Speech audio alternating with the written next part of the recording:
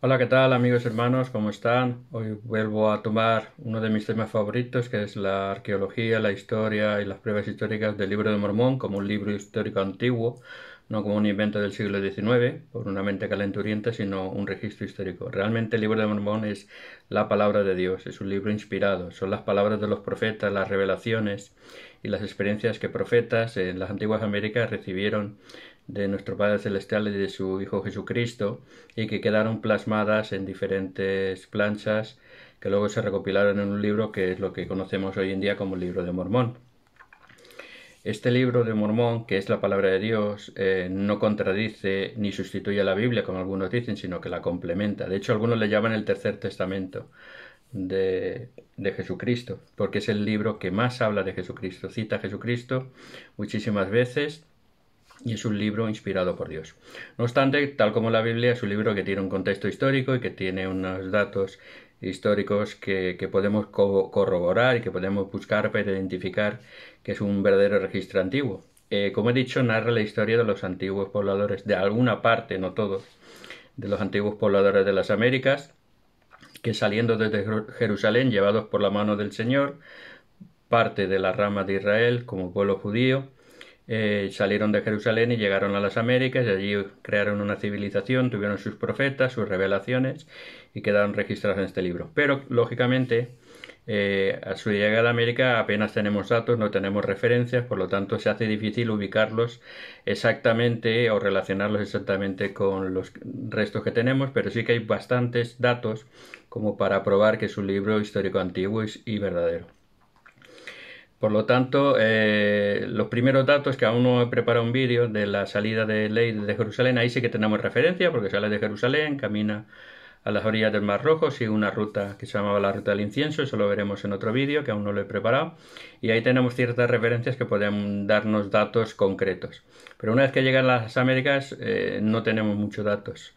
Hay dos pueblos que llegan en diferentes épocas, unos que salieron de la Torre de Babel, a unos 2200 años antes de Cristo, y llegaron a Centroamérica, por lo que creemos, por la costa del Golfo de México, por el Atlántico, mientras que los nefitas, lamanitas, parece ser que siguieron otra ruta y llegaron por el Pacífico también a Centroamérica, pero en la costa pacífica, y de ahí se extendieron por toda Centroamérica, que es lo que creemos. Lo importante es que sin tener estos datos sí que podemos identificar con las culturas, con los restos y con la historia de la zona, podemos identificar todos los datos que en 1830, cuando este libro se publica, este es un facsímil del libro de Mormón, del original, del libro, la primera traducción del libro de Mormón, la primera publicación, mejor dicho, en inglés. Este es un facsímil de 1830. Cuando estos libros se publican no se conocía absolutamente nada de arqueología ni de historia en Centroamérica, ni en América, en ningún lado. De hecho, no había empezado todavía la arqueología como ciencia. Y podemos encontrar muchos vestigios y muchas pruebas que nos garantizan de que es un libro histórico. La pregunta es, ¿quién podía saber en 1830 todas las cosas que se dicen aquí en este libro y que luego se han ido encontrando? Nadie lo podía saber a menos que fuera un libro histórico y verdadero, independientemente de que luego ustedes crean o no que es la palabra de Dios, de lo cual yo testifico que es la palabra de Dios. Pero, por ejemplo, yo ya he presentado en otros vídeos el tema de las calzadas. Por ejemplo, el libro de Mormón habla de calzadas y encontramos en toda Mesoamérica una red de calzadas impresionante, los Sacbé, caminos blancos, que no se encuentran en otra parte del mundo más que en el Imperio Romano. Ese tipo de calzadas similares, por ejemplo, una red de calzadas tan grande como la del Imperio Romano que encontramos en Centroamérica. Eso es una prueba de que el libro de Mormón habla de calzadas y las encontramos en Centroamérica. También habla de ciudades amuralladas y de grandes fortificaciones que no se conocían y sin embargo vemos en Centroamérica que existen, y además de la forma que la cuenta el libro de Mormón. El libro de Mormón cuenta una forma de hacerlas, cómo las construyeron, cómo las hicieron y para qué, y coinciden exactamente como lo que encontramos en Mesoamérica, en Centroamérica actualmente. Eso ya lo he publicado también, la cantidad de ciudades monumentales y cantidad de población que encontramos en Centroamérica, muchísimas ciudades, muchísimas pueblos y calzadas que las unen, y todo eso lo encontramos en Centroamérica. De hecho, con el LIDAR, que es el sistema de barrido que limpia, dijéramos, la selva de Centroamérica, se ha multiplicado por 10 el número de edificaciones que se pensaba que existían en esa zona. Al limpiar la selva por medio de este barrido láser, se han descubierto pues prácticamente todas las edificaciones que habían multiplicadas por 10, con lo cual se acerca mucho más a lo que el libro de Mormón narra por sus números, por su historia, por los años que hay, ¿no? Luego las tradiciones de los propios indios, cuando llegan los españoles allí y hablan con ellos y se identifican, se cuentan muchas tradiciones que coinciden con lo que dice el libro de Mormón. Por ejemplo, Diego de Landa, en su relación de la costa del Yucatán, nos cuenta que los mayas tenían la tradición de que sus padres habían venido de Oriente, es decir, la zona de Jerusalén, por mar, y que ellos eran descendientes de gente que había venido por mar de Oriente, que es lo que cuenta el libro de Mormón. ¿Cómo podía saber eso nadie? Y en menos en 1830. El libro de la relación de las costas del Yucatán lo tengo en un vídeo aquí y no se publicó hasta 1880. Es un libro que escribió él y se quedó en una biblioteca y se publicó posteriormente.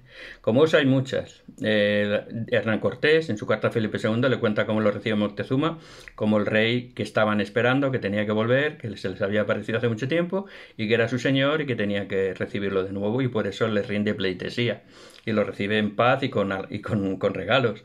Fray Bartolomé de las Casas y muchos otros historiadores españoles cuentan un montón de cosas de prácticas comunes de los indios que tienen mucha relación con el cristianismo. De hecho, muchos de ellos pensaban que eran descendientes de las tribus verdes de Israel, con lo cual coincide casi con lo que es el relato original del libro de Mormón. Bueno, luego elefantes, que aparecen en el libro de Mormón, la gente se reía hasta que aparecen en Copán los bajorrelieves, y el Instituto Nacional de Historia de México certifica que son elefantes. Por lo tanto, en el siglo I conocieron los elefantes. A lo mejor no había muchos, pero elefantes habían en la zona que el libro de Mormón menciona. Luego el idioma, que hablan de egipcio reformado, pues en Tel Arán, en el propio Israel, se han encontrado ostracas con una mezcla de egipcio con hebreo, que perfectamente podría denominarse un egipcio reformado. Samabaj es una ciudad sumergida en un lago, tal como cuenta el libro de Mormón, que en la época de los cataclismos, a la muerte de Cristo, pues muchas ciudades se hundieron bajo las aguas. Pues tenemos una ciudad perfectamente identificada bajo el agua en un lago, Samabaj. O los guerreros, pues se creía que los mayas eran gente pacífica porque eran indios que no eran muy belicosos en la época de los españoles, pero en 1948 se encuentra en Bonampak, se encuentran los murales de Bonampak, donde se muestran escenas de guerra terribles, ¿no? Y sacrificios y bueno, a partir de ahí se da cuenta, y luego las fortificaciones que se van encontrando, se dan cuenta que no eran tan pacíficos, sino que era un pueblo guerrero, tal como cuenta el libro de Mormón. Está lleno de guerras, de peleas, de luchas y de batallas crueles entre dos pueblos, nefitas y lamanitas, que acaban en la destrucción de uno de ellos. Por lo tanto, vemos que hay muchísimas pruebas que encajan y que prueban la historicidad del libro de Mormón. Hoy voy a tocar otro tema que también afianza esta historicidad, que es el tema de la geografía, el tema de dónde estaban, dónde podemos ubicar aproximadamente. Hay dos teorías, ¿no? Como no tenemos referencia, que he dicho antes, pues solo podemos teorizar un poco e identificar. Hay una teoría que es la teoría amplia, que abarca todo el continente americano, y otra la teoría limitada, que abarca solamente Centroamérica, Mesoamérica. Lo único que nos decía el libro de Mormón es que hay un pueblo nefita que va al norte y otro pueblo lamanita que está al sur, y que están muy cerquita y siempre están peleando. Los nefitas están en el norte, los lamanitas están en el sur. De hecho, dice que los lamanitas rodeaban todo el pueblo de Nefi. Nefi estaba aquí, dijeron los nefitas, todas sus ciudades, y los lamanitas los rodeaban por el este, el sur y el oeste, básicamente, y estuvieron en guerra durante muchísimos años. Estuvieron juntos a la época de Cristo, luego se vuelven a separar hasta la destrucción del pueblo nefita, que está también en las guerras mayas. Podemos encontrarlos en mi vídeo de guerreros, pueden encontrar todas esas referencias históricas. Mi opinión, lógicamente, es que la geografía limitada de Centroamérica, de Mesoamérica, es la más acertada, por varias causas. En principio, mi opinión es dos causas. Primero, por los restos arqueológicos encontrados en Centroamérica, que como he dicho antes, coinciden perfectamente, y por las distancias que se mencionan en el libro de Mormón, que coincidirían con una geografía limitada, con una geografía corta.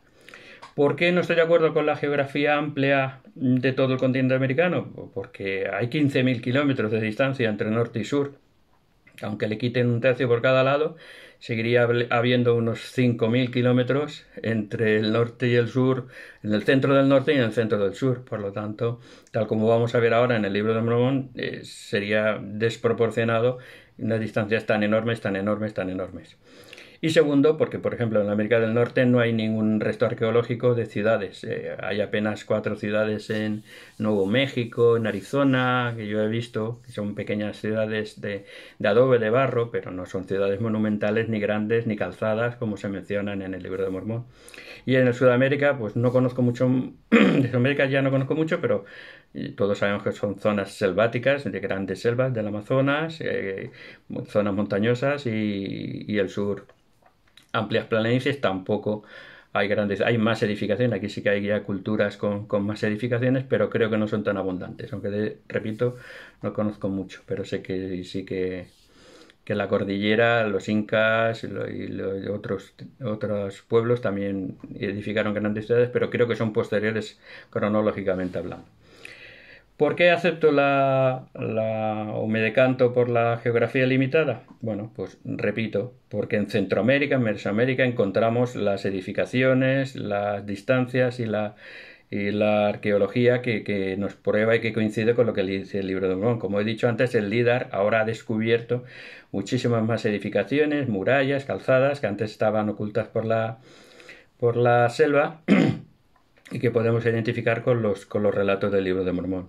De hecho, incluso hay dos culturas, como he dicho, los jareditas, que vinieron en la época de la Torre de Babel, y los nefitas, que vinieron en el siglo VI-VII a.C. a América, y podemos identificarlos con los olmecas, los jareditas, y con los mayas, con los nefitas y lamanitas. Por la zona en la que estuvieron, los olmecas están en la zona de la Venta, que está muy cercana a la zona maya, y por la cronología, porque los olmecas son de 2000 años antes de Cristo aproximadamente hasta el siglo I antes de Cristo aproximadamente, como dice el libro de Mormón, y luego los mayas, que aproximadamente son, ya te digo, no son solamente porque hay mezclas con tribus autóctonas, pero la cronología maya empieza más o menos en 1000 años antes de Cristo, su apogeo empieza en el siglo V o IV antes de Cristo hasta su colapso parcial en el siglo IV o V después de Cristo, y luego ya su renacimiento, dijéramos, hasta el encuentro con los españoles, pero ya de una forma decadente y de una forma mucho menos esplendorosa que eso, en los siglos anteriores a Cristo y los siglos posteriores a Cristo, que coincidirían exactamente con el relato del libro de Mormón. Y las distancias, como he dicho, las distancias, que era el tema central, las distancias que nos cita el libro de Mormón. Por ejemplo, en Mosía 24, 24 y 25, aquí tenemos un ejemplo muy claro. A ver, como he dicho, más o menos a la zona sur de Centroamérica, donde está la cultura Izapa, que parece ser que es la primera cultura relacionada con el libro de Mormón, porque se han encontrado estelas que podríamos identificar con el sueño de Ley, por ejemplo, la estela 5 de Izapa. Y se supone que llegan allí los primeros nefitas y lamanitas, viven juntos durante un tiempo, luego se separan. Los nefitas van al norte y los lamanitas se quedan en la zona sur. Pero nos cuenta la historia que una parte del pueblo nefita quiso volver a la tierra de su herencia. Y de hecho tenemos el relato en el libro de Mosía, que regresan a la zona de los lamanitas, conviven con ellos, están muchos años, pero después de muchos años y por problemas tienen que regresar al norte. Y cuando salen de la tierra de Ley, que era la tierra de su primera, tierra de Nefi, que es donde viven los lamanitas, ahí nos confundimos un poco, pero ahí vivían los lamanitas y van a Zarahemla, que es la capital de los nefitas, salen y fíjense lo que dice en Mosía, como he dicho, 24, 24 y 25. Dice, y aconteció que salieron del valle y emprendieron su viaje por el desierto, y después de haber estado en el desierto 12 días, llegaron a la tierra de Zarahemla, y el rey Mosía los recibió con gozo. Aquí nos está contando que caminaron, estaba hablando de un pueblo, viajaban hombres, mujeres, niños, llevarían sus ganados, y viajan 12 días.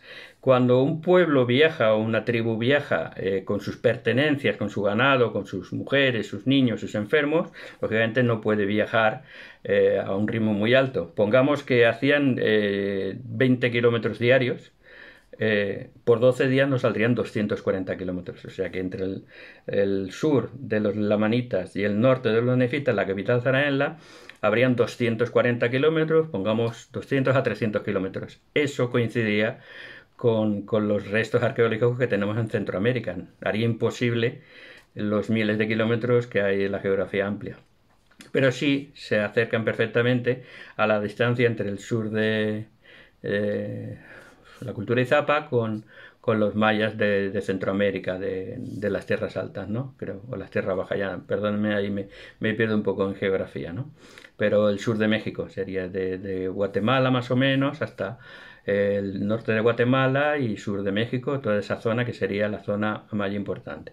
Por lo tanto, esa distancia sería perfectamente plausible, sería lógica y coincidiría con lo que nos cuenta el Libro de Mormón con la geografía de Mesoamérica y haría altamente probable esto y probaría un dato más de que el Libro de Mormón está contando una historia verdadera.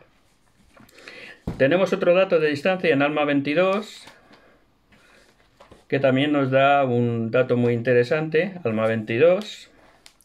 Pueden leer del 28 al 33, que da un dato bastante interesante. Del 28 al 33 nos cuenta dónde estaban los nefitas, dónde estaban los lamanitas, como he dicho antes, al norte, rodeados por los lamanitas, y por eso iban a la guerra y hacían campañas rápidas, porque estaban muy próximos, estaban frontera con frontera.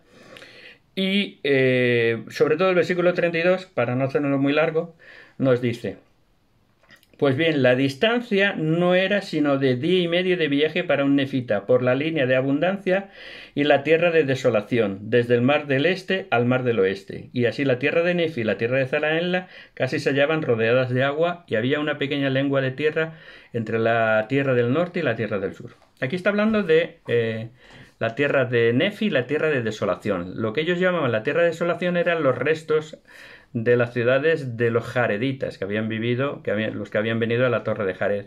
Estos estarían más o menos en la zona olmeca, lo que es hoy en día La Venta. Y si tomamos la distancia entre La Venta y Tabasco, que sería el principio de la zona maya, vemos la distancia que hay y coincidiría con esto. Aquí nos está diciendo que la distancia entre la tierra de desolación, que era el resto de los jareditas, con la tierra de abundancia de los nefitas, era de día y medio de marcha de un nefita. Aquí podemos tomar otra referencia. Aquí ya no estamos hablando de un pueblo que camina con sus enfermedades, está hablando de la marcha, una marcha de un hombre joven, fuerte, que camina unos 10-12 horas diarias a unos 4 o 5 kilómetros, porque no va con carga, va solo. Ese sería el día aproximado de marcha de una persona sana para contar una distancia. Si contamos día y medio de marcha a 10 horas diarias a unos 4 o 5 kilómetros, nos saldría un rango de 60 a 80, 100 kilómetros de distancia entre la tierra de desolación y la tierra de los nefitas de abundancia. Y sería más o menos la distancia, como he dicho, entre lo que es la ciudad de La Venta y su entorno, que sería la tierra de desolación, y la zona de Tabasco, donde empiezan las ciudades mayas. Por lo tanto, aquí de nuevo se nos dice que las distancias cortas son las más apropiadas para identificar todos los restos y todas las ciudades de nefitas, lamanitas y de jareditas. Por lo tanto, vemos que es importante estas referencias para enseñarnos que realmente el Libro de Mormón nos está contando una historia que es real, que podemos encontrarla en situ, en construcciones, en referencias, en ciudades y en culturas. Y además que esta cultura, esta geografía limitada a Centroamérica es la más adecuada. Identificar estos pueblos, el pueblo jaredita con los olmecas y el pueblo nefita y lamanita con mayas y todos los tribus del entorno. Bueno, no solamente eran los mayas, sino toda la zona de su influencia, todas las demás tribus. Por lo tanto, vemos que las distancias que nos menciona el Libro de Mormón coincidirían perfectamente con lo que estamos viendo, nos afianzarían la teoría de la cultura de la geografía limitada a Centroamérica y nos reforzaría todo lo que dice el Libro de Mormón como un libro histórico y verdadero, no un invento del siglo XIX. Por eso vuelvo a preguntar, ¿quién podía saber todo esto en el 1830, cuando este libro es publicado? ¿Quién podía saberlo? Absolutamente nadie podía saberlo. Absolutamente nadie podía saberlo, y por lo tanto este libro es un libro histórico y es un libro verdadero, y yo además testifico que es la palabra de Dios. Que Dios les bendiga, lean el libro, oren a Dios, pregúntenle y podrán saber por ustedes mismos que el libro es verdadero. Les invito a que consigan un ejemplar gratuito en la página de la iglesia, veniracristo.org, consigan un libro de Mormón, léanlo, pregúntenle a Dios y sabrán que es la palabra de Dios. Que Dios les bendiga.